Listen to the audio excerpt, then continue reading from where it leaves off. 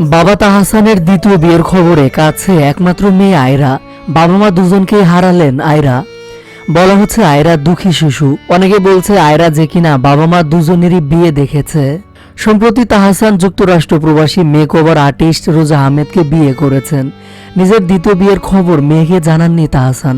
বিয়েতে তাহসানের পাশে নেই মেয়ে আয়রা।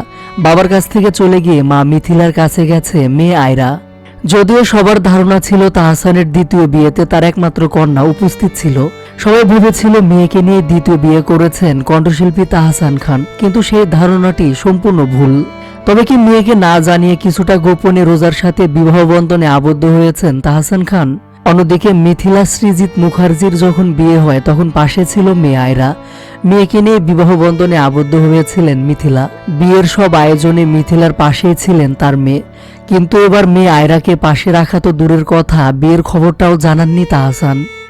রোজার সাথে সম্পর্ক হওয়ার পর থেকে মেয়ের সাথে দূরত্ব বেড়ে গেছে তাহসানের, এমনটাই মনে করছেন সবাই। কিভাবে পারলেন মেয়েকে রেখে বিয়ে করতে? শনিবার 4 জানুয়ারি সন্ধ্যায় রাজধানী ঢাকার একটি কমিউনিটি সেন্টারে তাহসান এবং রোজার বিয়ে হয়। তবে সেই বিয়েতে উপস্থিত ছিলেন না তাহসানের একমাত্র কন্যা আয়রা। আর এরপরে বিষয়টি নিয়ে হচ্ছে আলোচনা সমালোচনা। অনেকে বলছে তবে কি তাহসানের মেয়ে চাইতো না বাবা দ্বিতীয় বিয়ে করুক? যদিও মিথিলার সাথে বিবাহ বিচ্ছেদ হওয়ার পর একমাত্র মেয়ের দিকে তাকিয়ে দীর্ঘদিন সিঙ্গেল জীবন যাপন করেছেন তাহসান।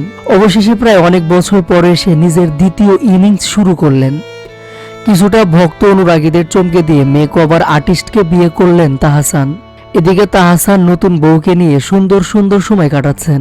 নতুন বউকে নিয়ে আবেগী স্ট্যাটাস দিচ্ছেন ফেসবুকে। তবে দিন শেষে এরপরও তাহসানকে নতুন জীবনের জন্য শুভকামনা জানাচ্ছে ভক্তরা।